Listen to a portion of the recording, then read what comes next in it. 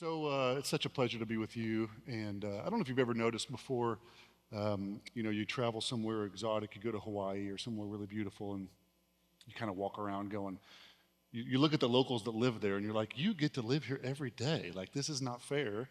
And sometimes we can take advantage of the places in which we live or whatever the case may be. We can actually do the same with churches. And before I get started, I have to honor this house, the legacy of this house and the reach of this house all over the globe, the amazing things that happens here, obviously here at your local campus through Pastor Riggle and all the leadership here, but also just Dr. Young. I can't go any further until we stop and just honor this house. Can we honor Second Baptist Church? Aren't you thankful for it? So thankful for it. I'm grateful for XO. XO has been such an impact to my wife and I. Long before I ever stood on a stage at XO, my wife and I never missed a conference. And to be speaking at the conference that has impacted our marriage so much over the 23 years of marriage is very meaningful to me. I love Pastor Jimmy and the leadership of XO. It's an honor to be here. I want to show you a picture of my family. So Michelle's my best friend. We've been married 23 years. And I always say, somebody says, how do you know when you found the right one? I said, well, you should be able to hang out with them 24 hours a day and they don't get on your nerves. That's number one. She is amazing. She's my best friend. My daughter and my wife look very similar. You're like, which one? I don't know. Like, all the way to your left is my daughter. She's a senior in high school, and she's amazing, and I'm so proud of her. And I'll stop talking because I'll cry. And then my wife is the middle, and then my son is a freshman in high school. I'm 6'7", y'all, and my wife is 5'2". So my worst nightmare is that my daughter would be 6'7" and my son would be 5'2". That's not happening. Thank the Lord. I think it's going to be the opposite. So I love them. So grateful to be their dad and to be the husband. I came to realize something a couple of years ago. At the time, I was pastoring Victory Church, but actually my background is higher education. And at the time, I was serving as both the pastor of Victory Church and I was simultaneously the president of a university and a seminary in DFW. And I realized for the first time ever that I actually discovered why I was born. And you would think, wow, John, you're already a pastor and you work at a higher education institution. Didn't you already kind of know your calling? I was with a pastor friend of mine, and he looked at me in the eye and he said, hey, John, I want you to help me do something. I want to have a pastor's roundtable, and I want to teach pastors how to plant churches. And I want you to do it with me. And I just go, man, I don't know how to do that. I don't know how to plant churches. You have to know my background. The church that I pastor, Victory Church, we just celebrated our 30-year anniversary. And I've only been the pastor for 10 years. And so I actually took Victory Church over in leadership on the heels of a moral failure. My predecessor made a devastating mistake, and our church was reeling. I was a campus pastor at the time and stepped in as a lead pastor in just a horrific situation. And he looked me right back in the eye and he said, well, then what is it that you're going to do to help leaders? You got to do something. What are you going to do? And he looked me right in the eye and he said, what do you do? And I did. Have you ever had something just kind of bubble up when you say it, no filter? I go, I fix broke stuff. And I began to see this pattern, and it was like this realization to me of a separation of different types of leaders.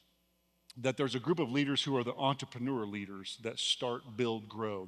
Anything they touch turns to gold, and they know how to start. They have big vision, big dreams. And then I realized there's a whole nother set of leaders that I began to coin as re-leaders. That people that didn't start it or build it or grow it, they actually came on the heels to restart it, to rebuild it, and to regrow it. And I wrote this book, and I enjoyed doing that. But what I really realized after all of that is I began to realize that it was much bigger and much broader than leadership. That I actually think that there's a lot of things in our lives that we aren't called to sometimes lead, we're actually called to re-lead. There was a day that your marriage started, right? But you'll spend the rest of your marriage restarting. There was a day that you had children, right? And you began to build a family. But let me tell you something, you will spend the rest of your life trying to rebuild things and fix things because nobody's perfect. And it's the same thing in all of aspects, right? It's mentally, it's emotionally, it's physically. Remember when you used to be able to run a mile? Not no more. You know, there's seasons in my life where I'm like, I got to get it together. Less ice cream, okay? More vegetables. What am I doing? I am re-leading. I am redirecting, reestablishing something. And so I want to talk to you in this context today for just a little bit here. And I want to read a passage of scripture to you. If you have your Bibles, you can join me in Isaiah chapter 58 is where I'm going. And context of this, because context in scripture is king, context in this passage is the Israelites are returning from Babylonian exile. Nebuchadnezzar came, destroyed the temple, destroyed all of their homes, just tore down the walls around the temple. They're exiled to Babylon, and the context of this is they're coming back home. And they're coming back home to something that has been utterly destroyed, and everything is in shams, and there's just rubble. And the Lord gives them this word in Isaiah chapter 58, verse 12. It says this. I love this how this is worded. Verse 12 says, "Some of you will rebuild the deserted ruins of your cities. Then you will be known as a rebuilder of walls and a restorer of homes." I want to read it out of a different translation. I want to read it to you in the New King James. Okay, that was the New Living Translation. I want to read it to you in the New King James. The New King James says it brings more meat into it, more context. I really like the New King James. It says this. It says, "Those from among you shall build the old waste places, and you shall raise up the foundations of many generations." I love this. "And you shall be called the repairer of the breach, the restorer of streets to dwell in." That's like the greatest locker room speech ever. Like, you will become the repairers of the breach.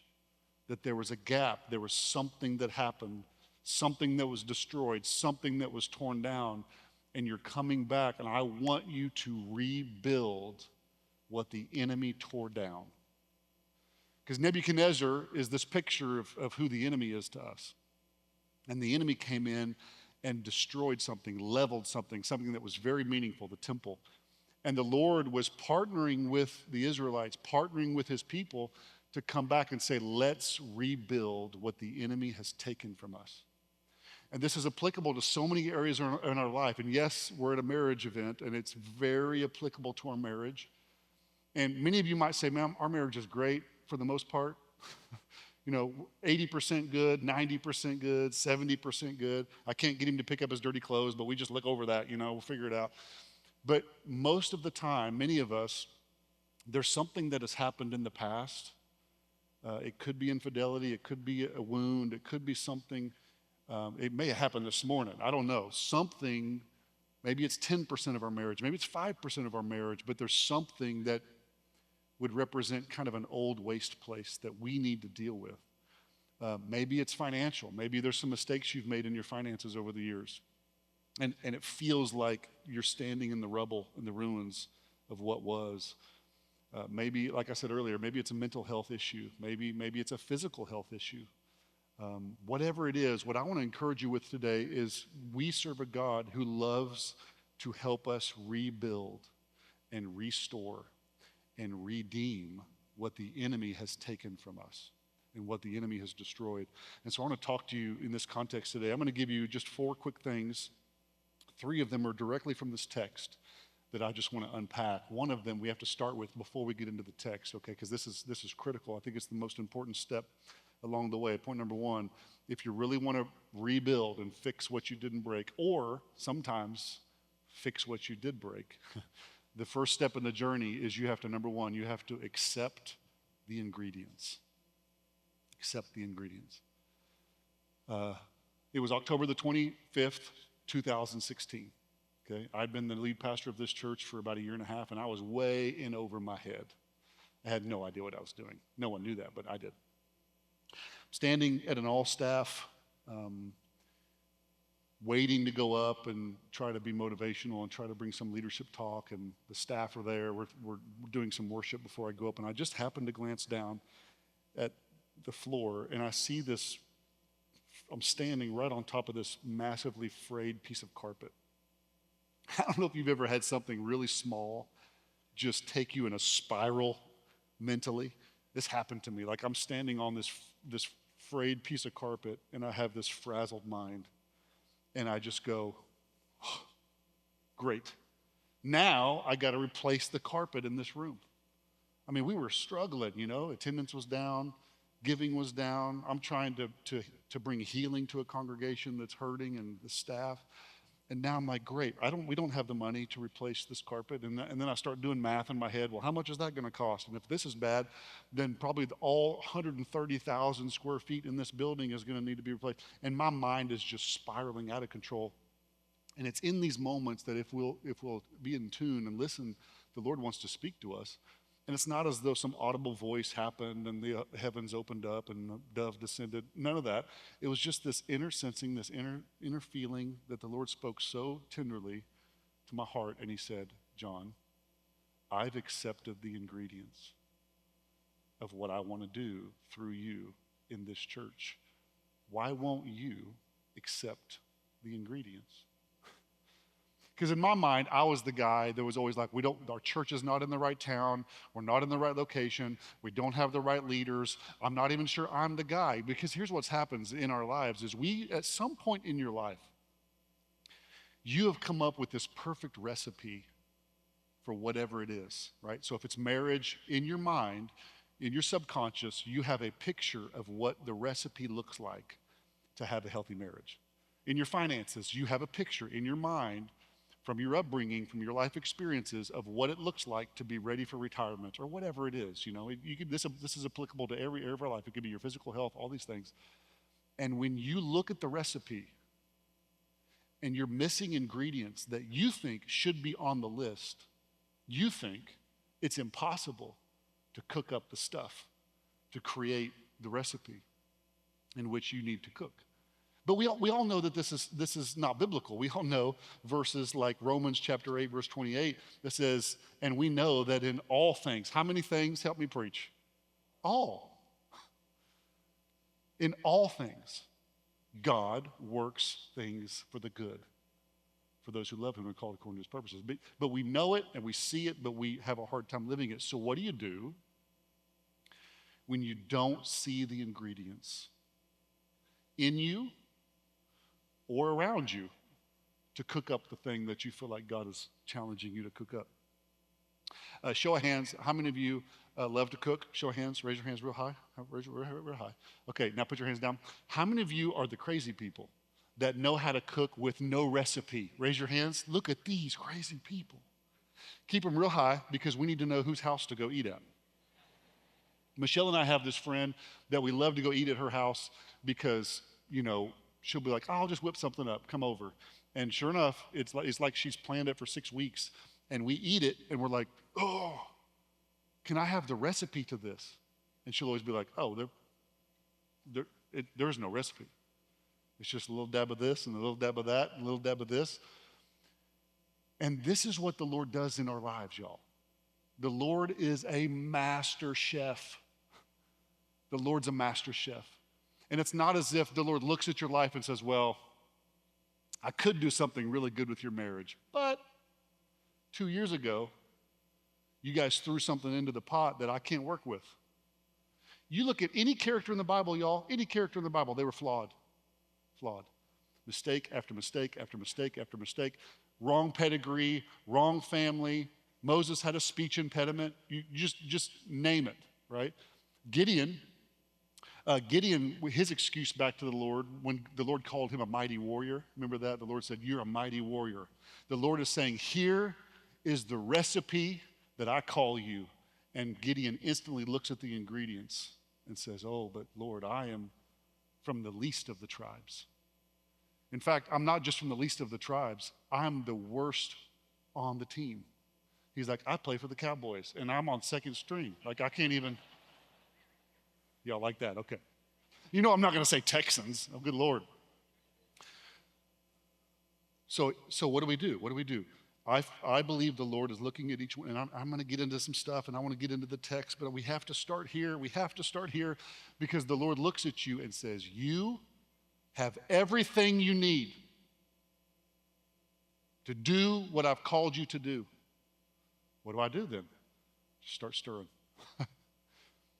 I wish I could take that out, and I wish I could take that out, and I wish I could put that in, but I can't. So, Lord, I don't even know if I have enough brain cells, but I'm going to use the ones you gave me, and we're just going to go with what we got. We're going to go with the divorce. We're going to go with the blended family. We're going to go with stepkids. We're just going to go with it. We're going to go with the lack of resources that we have. We're going to go with bankruptcy. Here we go. We're just going to see what the Lord wants to do and watch God show up and do something so amazing that you could have never worked it out yourself. So the first step in this process, we all agree before we move on, we're just going to accept the ingredients. How many of you are going to leave church today, go to a restaurant and say, when the waitress says, what would you like to drink? You can say, could you bring me a glass of vinegar? Just sounds amazing. Just a nice cup of flour with a spoon. I'm just going to eat the flour. That's silly, right? Any one ingredient by itself would make you sick to your stomach. But if you take those same ingredients and let the master chef do something magical with them, they can take things that in and of itself, right? That thing that you think of from your past, in and of itself is bitter. It tastes terrible. You don't want to talk about it, you don't want to taste it, and you sure don't want anybody else to taste it. But if you'll just accept the ingredients and let the Lord throw that in the pot and work with it, he'll cook it up into something amazing. So we're gonna accept the ingredients. We're gonna accept the ingredients. Jeremiah 18:4, watch this verse, and then we got to go on.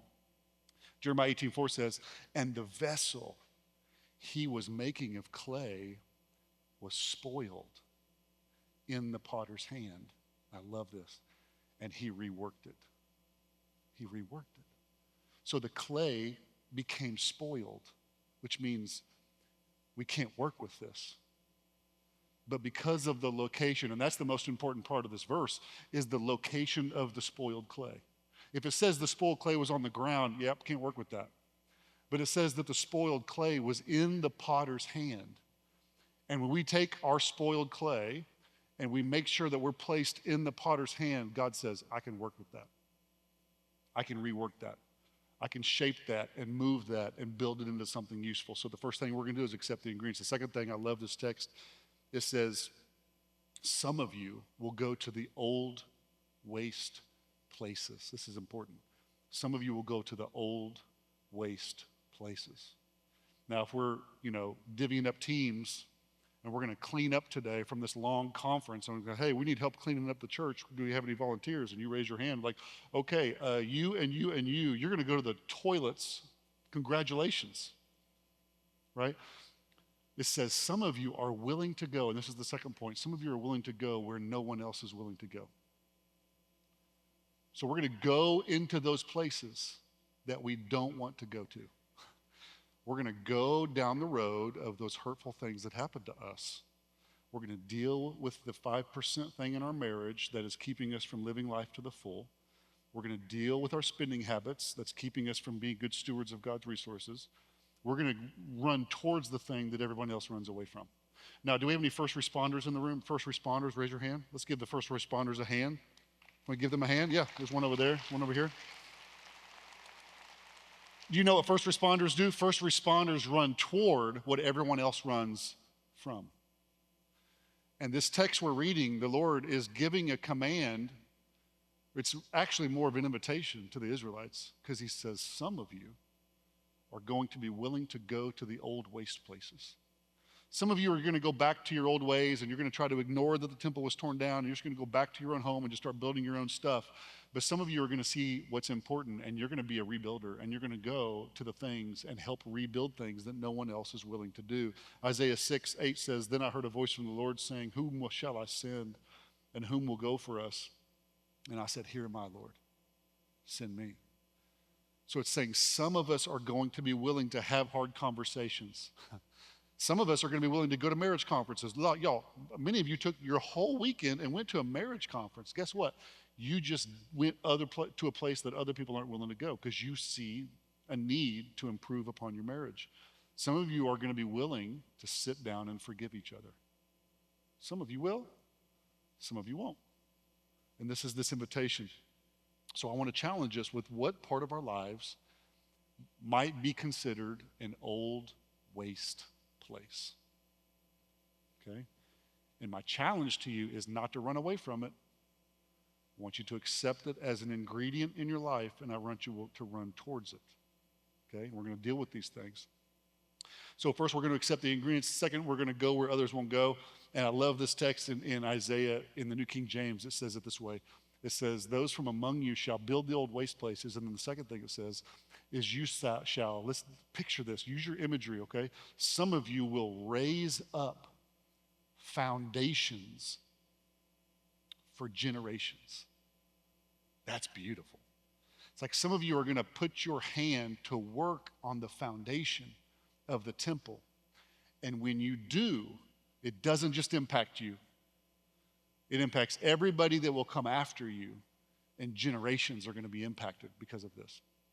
Now, we know that God is a generational God. He's the God of Abraham, Isaac, and Jacob. It's a picture that says, I'm not just here. God's like, I don't just have you on earth for you. I have you on earth because I want to use you, not just today. I actually want to use you generationally. And I want you to do things on this earth that don't just impact the 80 to 100 years that you live. I actually want you to do things on this earth that are going to impact 3 generations from now. There's lots of ways to do that. But the way that everybody can do that is through your marriage. It's through your kids, right? The impact that we have in our kids. Several years ago in Oklahoma, a new neighbor moved in next door to me. And I'm just meeting him in the yard, shaking his hand. I'm like, what are you here to do? And he goes, I'm here to build the new Devon Tower. It's the tallest building in Oklahoma City. It's called the Devon Tower, a skyscraper. And he said, that's all I do. I travel all around the country and all around the world building foundations. And I said, how long will that take you? He said, we'll be here 4 years. It's like, it's taking 4 years to build a foundation? He's like, yeah.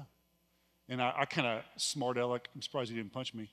But I said, how does it feel to be in charge of building something that no one will ever notice? It's not as if you've ever driven by a skyscraper and said, wow, honey, would you look at that foundation? It's beautiful. Nobody drove up to church today and go, wow, would you look at the foundation of this church? It's gorgeous. No.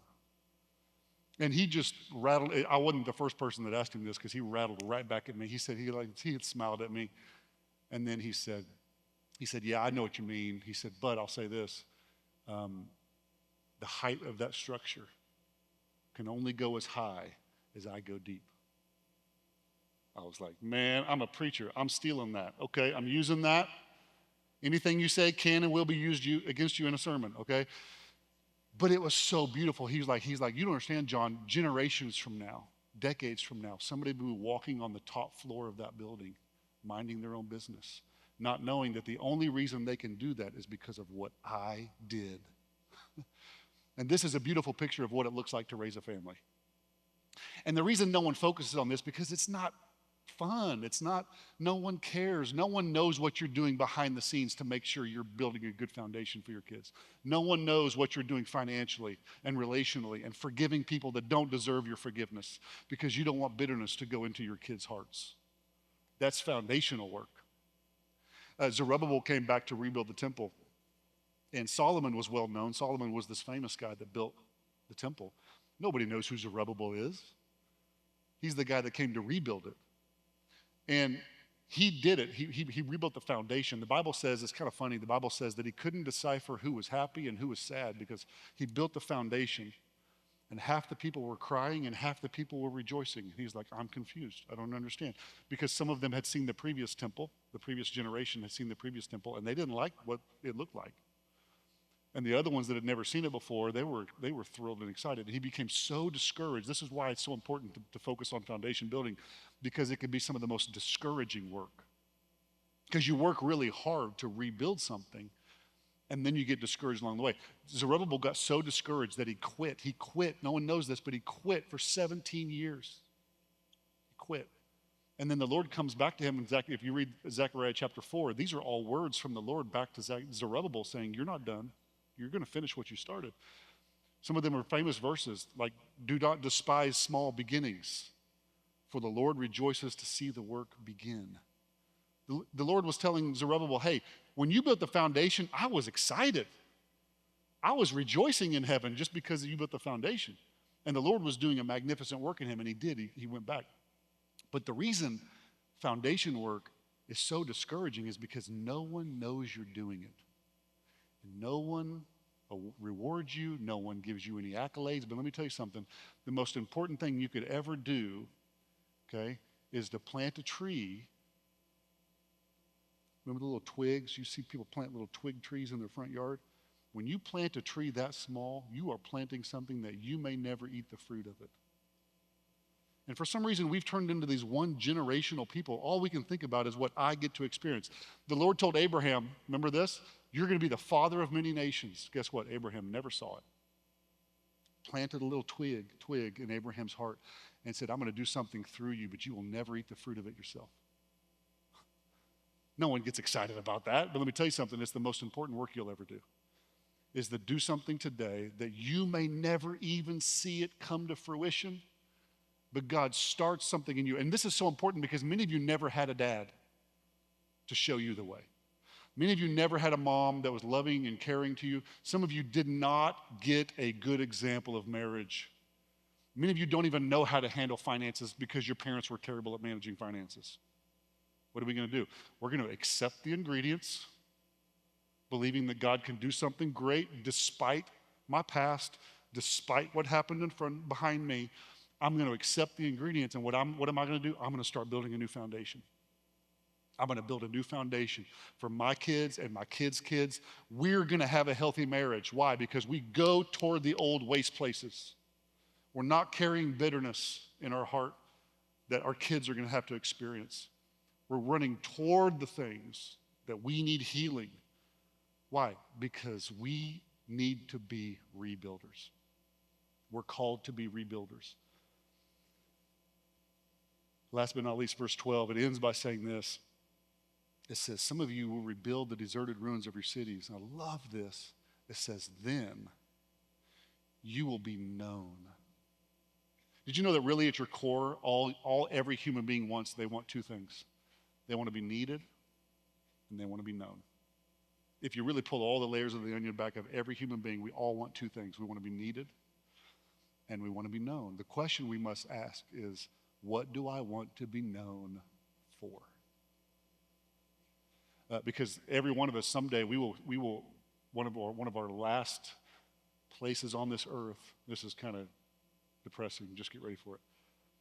You will be wheeled in a box into a room similar to this, and there will be a group of people that called you friend and family, and somebody, man or woman, will walk behind a podium like this, and they will look down at you, and they will look up at the crowd, and they will say, this is what she was known for. And I love this text. It says, some of you will be known. And he lists two things that you'll be known for. He says, some of you will be known as, number one, rebuilders of walls. Now, what are walls? Walls are there for protection, right? So some of you are going to be rebuilding things to be protectors of your marriage. You're going to protect your kids. You're going to protect your finances. You're going to protect your local church. You're going to protect your pastor. You're going to be rebuilders to come and rebuild what the enemy has torn down. And you're going to become a protector, or a rebuilder of walls. And one says you're going to become a restorer of homes. Did you know one of the most impactful things you could ever do on planet Earth is not make millions of dollars. It's not make a Fortune 500 company. It's not to have your name in lights. It's not to have 10,000 social media followers. The greatest accomplishment on planet Earth is to restore your home to health and to have a healthy marriage and a healthy family. And you're like, I blew it, John. I messed it up a long time ago. Because we're accepting the ingredients and we're believing that through the power of the Lord, power of Jesus Christ in our hearts, living for him every day, God can restore. After all, y'all, Jesus is a redeemer, right? He restores. So we're going to rebuild what the enemy has torn down.